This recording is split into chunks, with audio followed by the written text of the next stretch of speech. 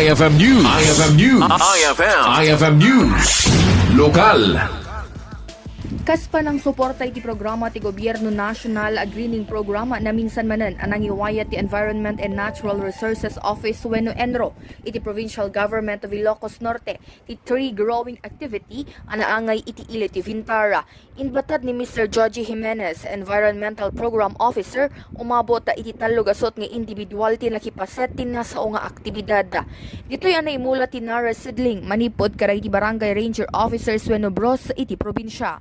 Inay ni Jimenez, dagiti maiwaywayat a programa ket para iti pan nakasalaknip ti aglawlaw ken pagsayaatan dagiti agindega. Patsen na magutigot pay dagiti daduma nga ahensya ken grupo amang iwayat iti bukod da nga aktibidad tapno sangsang gamay sa amang protehir iti aglawlaw.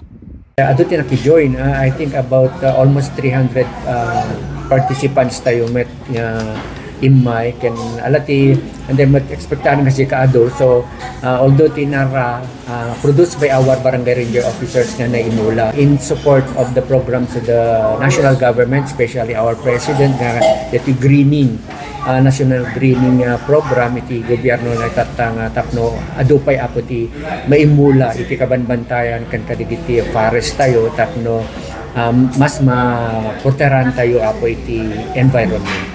Kabayatan na imunan nga nagturong ti grupo iti ili ti Solsona ken iti Burgos tapno agmula ti kayo ken kaspaset iti greening program ti Gobyerno Nasyonal.